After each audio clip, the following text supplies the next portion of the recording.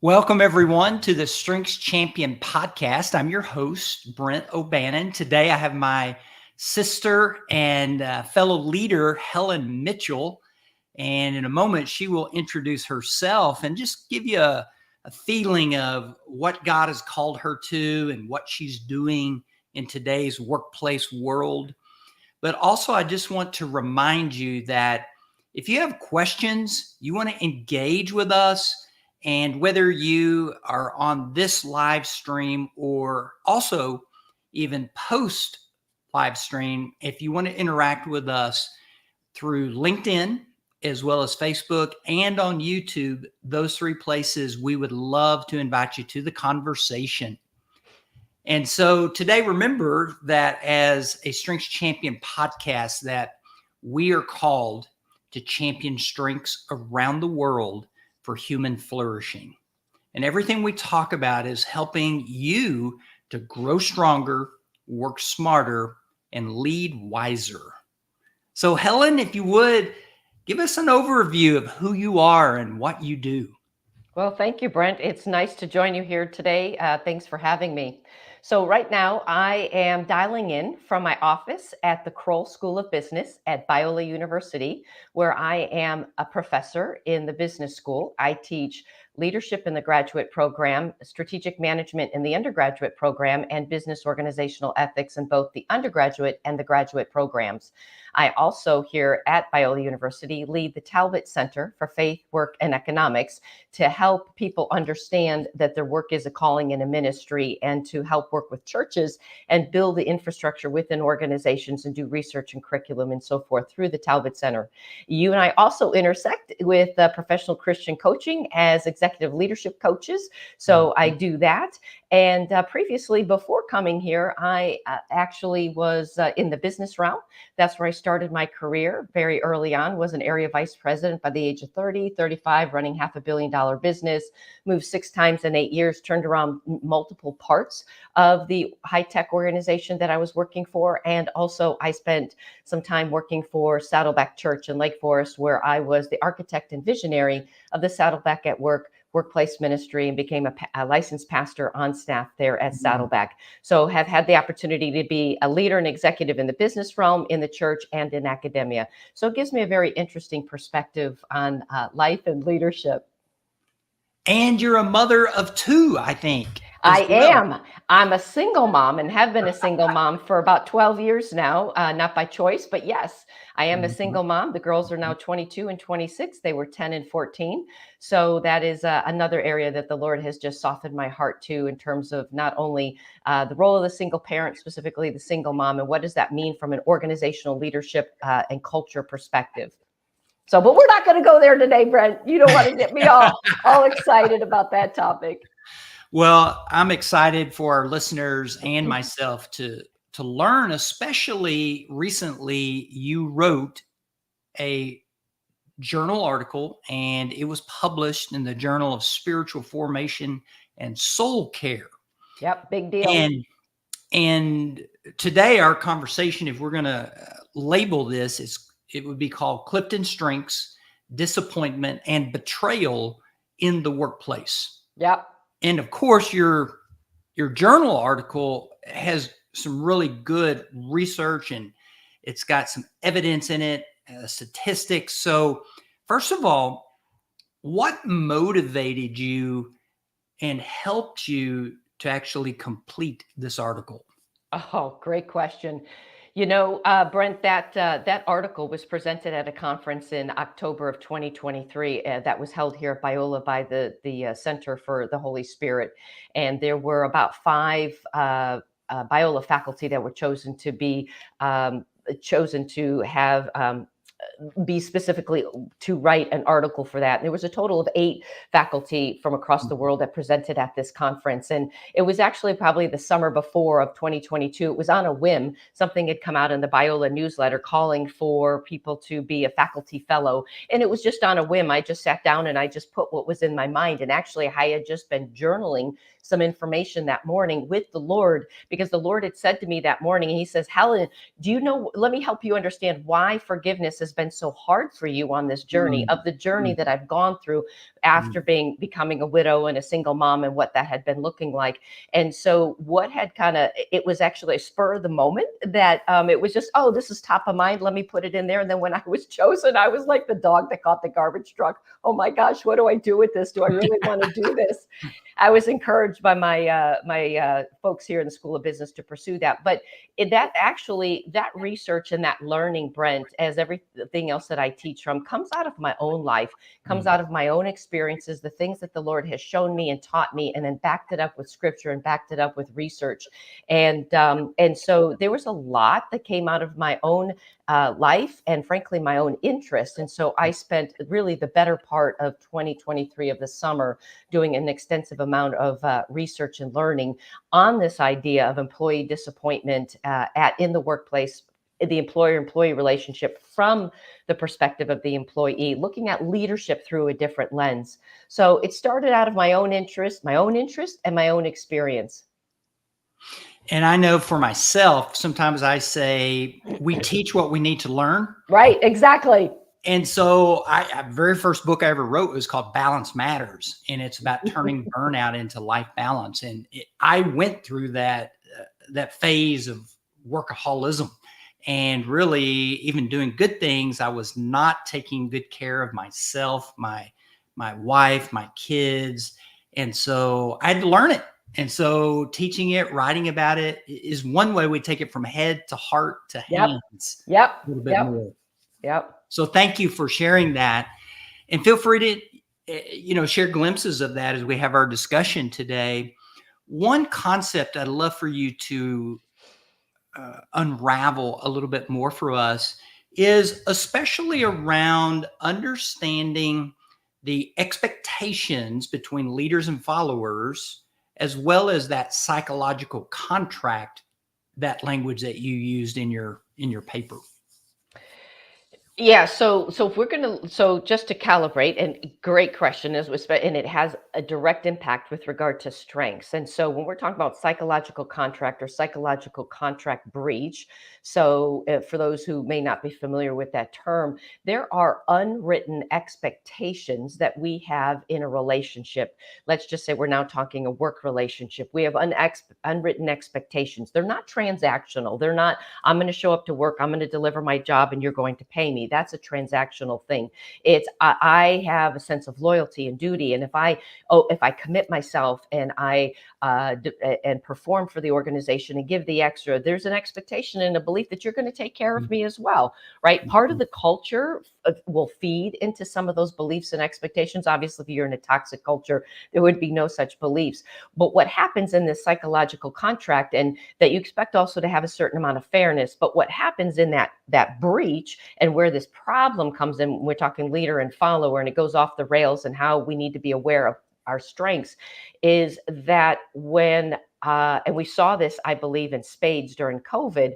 But when people are doing the extra mile, and we have leaders who are not tuned in psychologically, empathetically, maybe don't have relator. See, those that naturally have relator might be more naturally able to tap into the employee. Someone who is an achiever wants to be told, right? Wants to be told, thank you, you've done a good job, wants to be acknowledged. Maybe doesn't need a plaque on the wall, that kind of stuff. But part of the fuel, as you have taught us so well with the strengths, if you're an activator, is I'm going this extra mile. Do you even see this? Do you even see this? And so, as a leader, what we want to be able to do is understand the strengths of the followers or the people that we're supporting, and how do we pour into them so that they can be most successful. And so, right away, that can magnify. So, let's say one person as achiever, the other one doesn't. Both get overlooked for contributions. Thank you for working all weekend. Thank you for working late at night. Thank you for, everything you did and neglecting your family that got us this proposal and got us this contract. If we don't even say thank you, the one that's I'm going to put out there and you comment, the one that's the achiever is going to go, I'm feeling a little bit more of a sting. Now, the other side, so there's a fence. So there's the role of the leader and their contributions and their behavior. And then this is how we react as a follower. We need to, be aware of how we're feeling, how it's affecting us, where we're at, so that we don't counterattack or the more likely reaction, studies and research tells us over decades, is that we tend to naturally withdraw. Well, fine. If you just don't care, I'm just not available next time. Mhm. You know what? I got to go. You know what? I'm here every time on faculty meetings, or I'm here in these business meetings, and you're letting this person slide over here. Or Mhm. I'm not going to be on time. If it doesn't matter to you, it doesn't Mhm. matter to me. So that's where you start to see some of that. When you start to see some of that behavior start to pull away, that's where you have some of that going on. So that's the two pieces. And bad behavior by the leaders, whether it's intentional or not, is not a justification for bad behavior by the follower. Which we'll get into. We'll definitely get into that. So I'm going to piggyback on what you've said so far.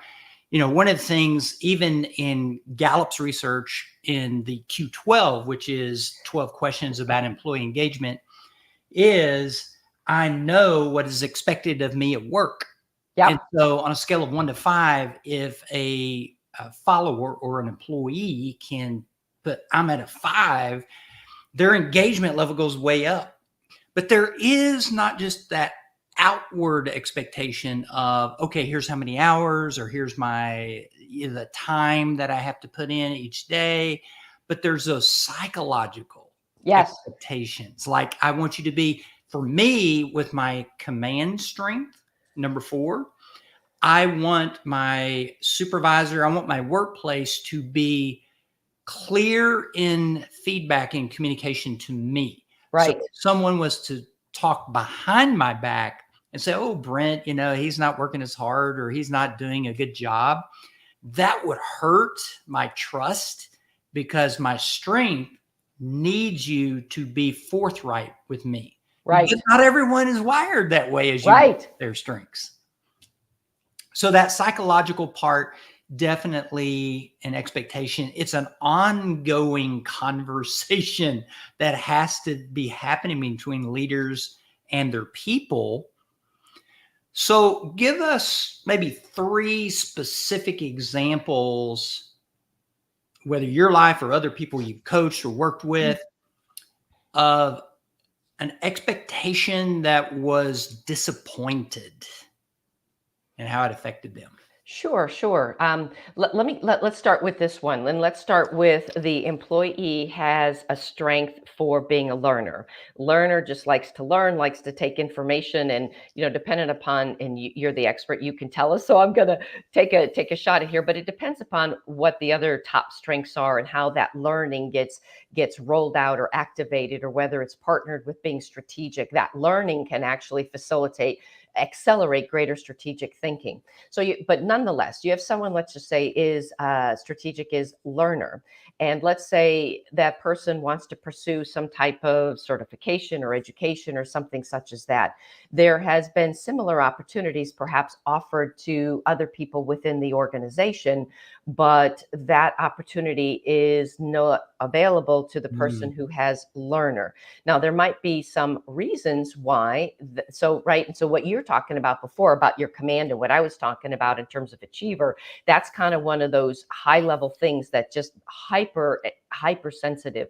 So for the learner, that is like, that's the air I breathe. That's what I'm looking. That's what gives me life. That's what I do. That's what I need. That's what I'm seeking.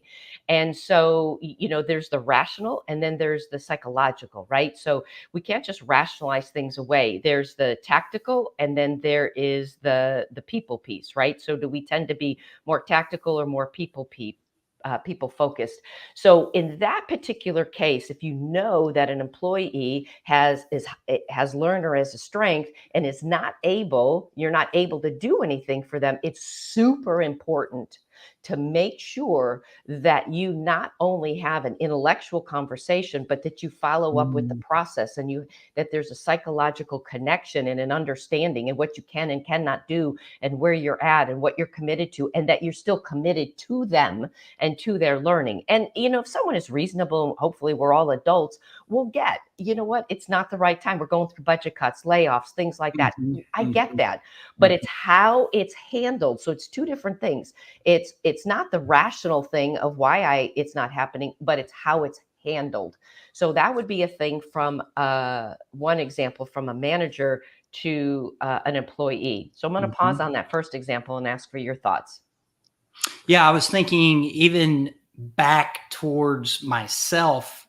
I was thinking of a couple of, work experiences over the years. So communication is one of my top 10 strengths, meaning I enjoy telling stories. I want to be on the stage. I love teaching.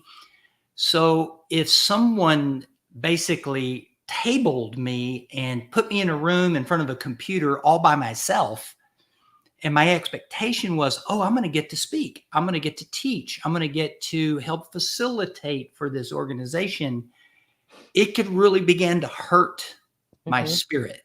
I mean, it would hurt my strength of communication because I feel like I'm not getting to let my light shine. So even though there's different reasons that I may not get to be the speaker for this particular event, so I have to learn, how do I have good, healthy conversations? How do I handle my own disappointment? How do I, even if I make sure I don't build a resentment, which obviously when you start having resentment, unforgiveness, things like that, you're going to be disengaged and you're not going to represent that organization the best that you could. What comes to your mind when I share that? Yeah, I was reminded of what you had said earlier in your initial comments when you're talking about the Gallup indicators. And as you know, you've read my paper and we're offering the link to your listeners to access my paper at no charge. But there's and P.S. by the way, I laugh and I joke, for an academic paper, it's actually pretty readable. So I don't even know if that's possible. But you talked about some of the Gallup questions of what's expected of me. And as you know, I that was one of the quadrants I tapped into when I looked at the Gallup organization research and employee engagement. The other one is, do I belong? Right? Some of these things is, do I belong? And what you're talking about is, I listen to you talk of, well, my feelings could be hurt, or I might feel set aside, or whatever your words were. I just want to clarify, we're not talking about feelings being hurt. We're not talking about feelings. We're not talking about emotions. We are talking about a psychological commitment, or a trust, or I've seen a meme most recently that says, treat people right and they'll take care of you, kind of a thing. That's what we're talking about, is that, you sow what you reap, you give what you get. It's about caring for people.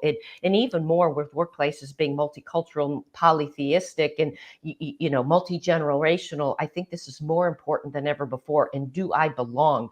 So we're not talking about feelings. We're talking about that sense of belonging. And are you tapping into my strengths? Are you leading with your strengths to meet my strengths, to meet my needs, to meet what allows me to show up best as to who I am as a human being?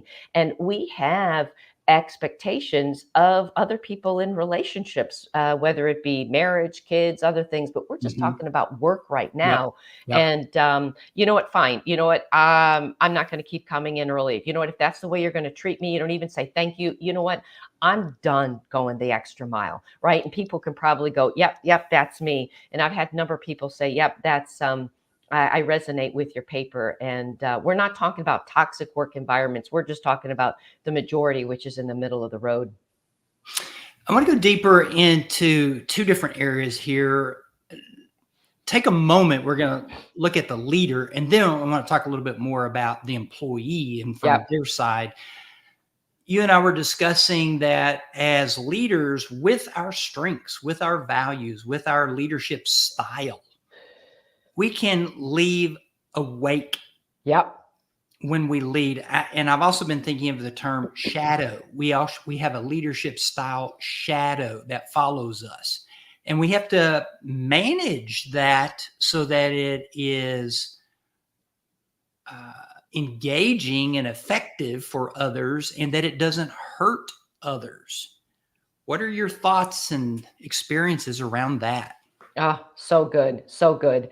The very essence of the groundbreaking Gallup research and the work, and you being the first certified person in the Gallup tools and coach, know better than anyone how important it is to apply your strengths. And even in the marketing materials talk about, live your best life now, apply it, you're going to have success, all that kind of stuff. And all that is absolutely true. And all of that is just beautiful and wonderful. But what you're talking about is exactly right. Is what kind of wake might we leave unintentionally that could cause disappointment, betrayal, and difficulty with the followers?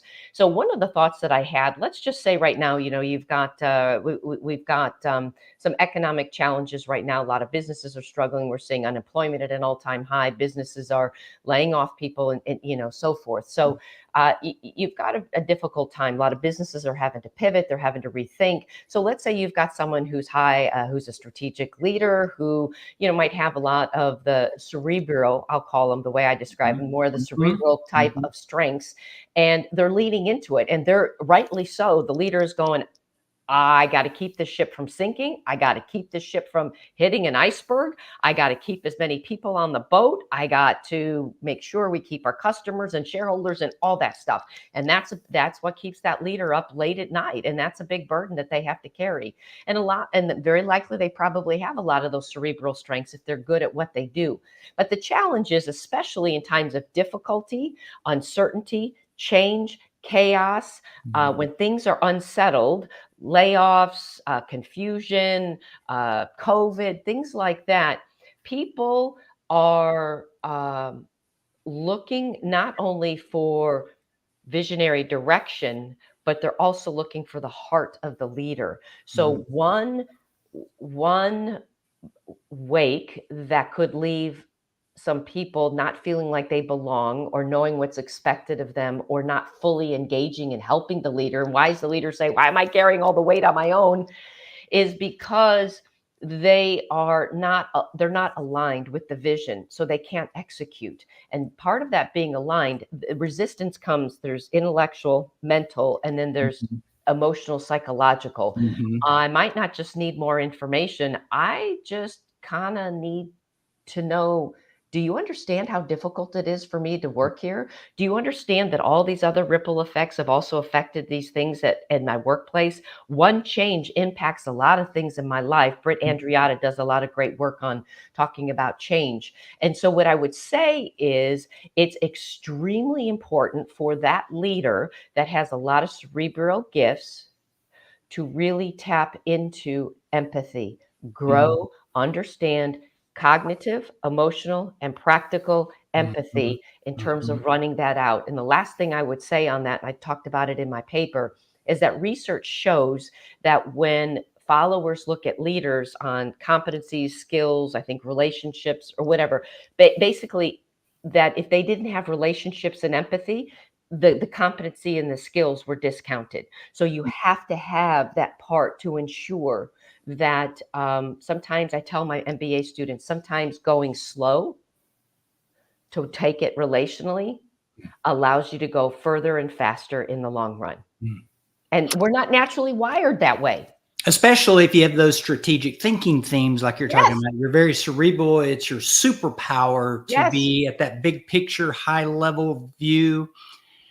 And yet one of the needs, which, by the way, Gallup's did a research on 10,000 followers of leaders. And so you can get this research in Strengths-Based Leadership book. What they found out was there were 4 needs of the people. Number 1 was trust. Number 2 was compassion. Number 3 was stability. And number 4 was hope. So that piece of compassion and caring, how does this affect your well-being? How does this affect my children? How does this affect my income? Those are questions that leaders, even if you're a strategic thinker, you still can aim your strengths into emotional intelligence. Yes. You don't have to have relator or harmony or empathy as one of the 34 strengths. In order to do that, we can use any of our 34 strengths in whatever quadrant we need it. Now, it may not be as natural. And so that's where we need complementary partners around us who have those superpowers in the areas that we don't have. But it is our responsibility as leaders to make sure we're meeting those needs of our people. Absolutely. Hey, Brent, can I throw out one quick tip that Go I've for learned to the point you just made? And I'm going to get your book to get that research because I'm high on learner. So I want to learn that. Um, as you know, I do have a lot of those cerebral activating gifts and Mhm. so forth. And another assessment, which we're not talking about, the DISC. I'm a very high DI. I joke and I laugh that my D is so high, I'm almost an E. And you have to think a minute to get that joke. But I'm a very high DI, but I'm also very empathetic and compassionate. But my natural tendency, which I know it's not bad, is I turn on the car and it just goes into motion. The program goes into motion. I go into my activator. I go into my driver mode, and let's say I'm responding to an email.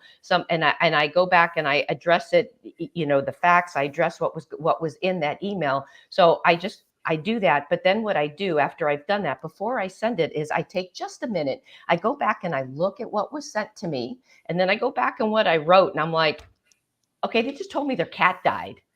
And they got a flat tire. And I'm like, I didn't even acknowledge that. I just went right to the business stuff, right? Because that's how I'm wired. Of course I care, but that's just how I'm wired. So I go back and that's how I use that to catch myself. And I stop and I'm just like, okay, what do I authentically want to say? And then I'll, put that at the very beginning to make a connection, that know that they've been heard, you belong.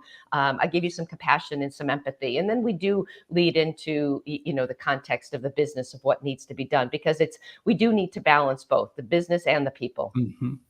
And one thing I hear is like you're using even some of your strategic. Yeah. If you write out an email, for example, to respond to someone, you may get to the point, and get the big picture in there. But then your strategic says, okay, how can I slow down? Yep. And maybe I can put, hope your day is going well at the top, or, using please, sorry, or thank you. Those three Thank words. you is a big one. Those little words make a big difference, and it helps keep that personal connection. Now, let's switch it for a few moments here about the employee and the follower side. Yep. When we feel betrayed, when there's moral injury, as you use that term, which I'm going to bring a quick biblical example, and you might even be able to weave this in a little bit more. And that is the example of Saul and David in the Old Testament. So I'm not going to go into all the details, but just remember, King Saul was jealous of David and his success. Yep. And even the expectation was, okay, once I kill Goliath, that I'm going to get Saul's daughter in marriage. Saul changes the expectation, changes the daughter. And so several things happened, and Saul began to pursue to kill David, as we all know. But also David was always having this sense of humility, respecting the authority of Saul. And every time Saul would try to kill him, he would just, elude the spear. And David would not throw the spear back. So, we could go into so much about that, but I wanted to real quickly draw on a couple of strengths with this biblical story. First of all, maybe Saul had too much competition that was not being managed. And so, Saul kills his thousands, David kills his tens of thousands, and his competition was injured, but he didn't manage it well. Now, David was, even though he'd been his trust betrayed, his expectations had been injured, the contract had been broken, he still found, a man after God's own heart, he found a way to forgive and serve God and follow God. So, okay, I set it up for you. Pivot however you want to with that story, and how David dealt with Saul. So good. So good. I think Saul had a bit of envy and jealousy going on there too, but Yeah, well, let's hope that's not a strength. So you brought up a new term, moral injury, and this is a Mm, term I believe had come out of research with the military, but it is a very transferable idea. And a moral injury is something that can happen within yourself or between people or organizations, but it's where which is different. It's where the psychological contract is psychological. A moral injury is more of a values kind of mm, a connection, and a lot of times it happens with family members and so forth, where you have a shared covenant or a shared value or a mm, shared something that is going on, or you have a violation or betrayal of your values. So you see this a lot in the military, where they come back and they've had to do things that violate their own shared covenant, mm, their own mm, shared values. And so when we talk about that in the workplace, what that might look like a couple of different things. It could look like what you're talking about is, David is, there was the shared value, he's his father, supposed to be his father-in-law. There's all, I mean, how are you doing this to me? So there's that betrayal becomes even harder and worse. And a moral injury is even harder to work through and get through. And mm, sometimes it could take years, but it takes true repentance on the other side. And if the other person isn't there, you'll need to work on that on your own. But with regard to Saul and David, as we translate that into the marketplace, this can play very, very highly in nonprofits, faith-based institutions, for example, where there's this covenant of this shared values mm, of, or if a company puts out this value that we're family, but yet we don't you the way you're treated, there's this violation, or you've made yourself vulnerable, or you've suddenly been treated in a way like you wouldn't treat your worst enemy this way. You've just said that we've got family. And mm, so that's why that disappointment, that betrayal, that action cuts so deep when we're talking about a moral injury. And so it is overlaid in terms of the action that has occurred. mm. There's quite a few examples in Scripture. Jesus himself, feels like a moral betrayal many times with Judas, right? Mhm, mhm. Whoa. Um, And he not only demonstrated and modeled, but taught that we are to love our enemy and to do good even to our enemy. And even Jesus reached out with the bread to Judas when Judas was about to betray Jesus, as if he was still inviting him into relationship and into connection. So you even talk about this in your paper of being able to forgive the offender. yep, yep, And it's like a higher standard for yep. us as Christian leaders in It's Christian hard. workplaces. Yeah. If you have a moral injury, that forgiveness, going through, forgive them 7 times, 70 times. I mean, it's so hard because that's an intellectual exercise. It's a will, but it's you've been so hurt to the depth of your being, and something has been so violated. And just by one, understanding, two, being able to call it out, and then three, know what you're dealing with actually is opens the pathway to step into healing through the power of the Holy Spirit. Is really kind of the way that, if you specifically a moral injury, but if you've got a psychological contract breach, it's important to know what you're dealing with. And the last thing that I would say, well, two things, Brent, real quick, is first of all, that it is being able to forgive and to bless the person is separate from advocating for yourself. That doesn't mean we're being a pacifist. We let people run all over us. We let bad things and Mhm, wickedness happen. And so in my paper, I mhm, even give some steps about how to, when and how to confront the manager if there should be some sort of an injury. And I guess then the last thing that I would say is that we're all human. We're all going to mess up in the giving and the receiving, but to understand how this might happen.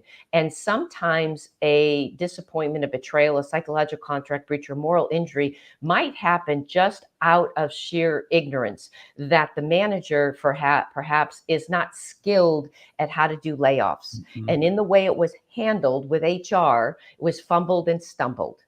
And so, as we look at the spectrum, we need to also ask ourselves, and it helps us to put things into perspective, right? Coaching perspective mhm, was this intentional? Was this mal? Was this just They just weren't equipped. Now, it doesn't excuse the bad behavior. They're responsible to do it, but it helps us put it into perspective and say, okay, they did the best they could, which was really stinky. It hurts. And here's how I'm going to acknowledge it. And here's how I'm going to deal with it. Yeah. So we need to kind of piece it apart to really move forward to find that healing. I see a lot of people stewing in bitterness and resentment right now. Yes. Mhm. Yes. And in wrapping up our conversation today, at least, I want to reiterate one last thing, and that is when a person knows their talents and strengths, and they Yep. have a language for their talents and strengths. These are God-given gifts and Yep. abilities. And of course, we're responsible to manage them so they're not raw, but they become refined. They Yep. become world class. We know how to drive the right strength at the right speed at the right time. I love So that. that's that. I like to say there's a strength sanctification that's happening with all of us, where our strengths are being made into the image of Christ.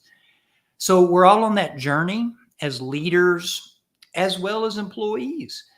And the other part I would like to reiterate is that when you really get to know your strengths and you get to know your people's strengths, not only does it help you with your own self-awareness Yep. and self-management, but also you start not just operating from the golden rule, but more from what I call the diamond rule, not just the platinum rule is I give you what you want. The diamond rule says I can be authentically me with my strengths, as well as respect and value how you authentically are with your strengths.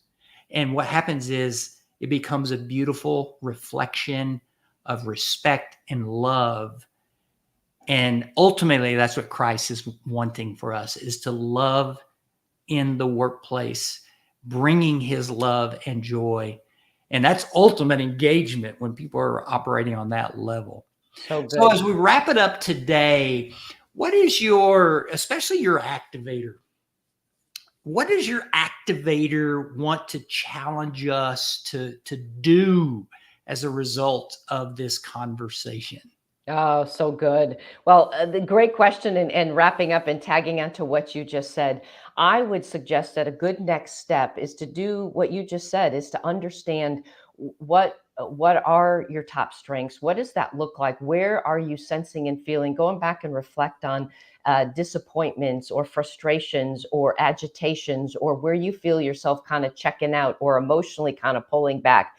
You might still be at the table of influence or at that meeting, but emotionally, psychologically, you're pulling back. Those are some clues that something has happened that's kind of worked against maybe your values, your strengths, and to inspect some of that. What does that look like?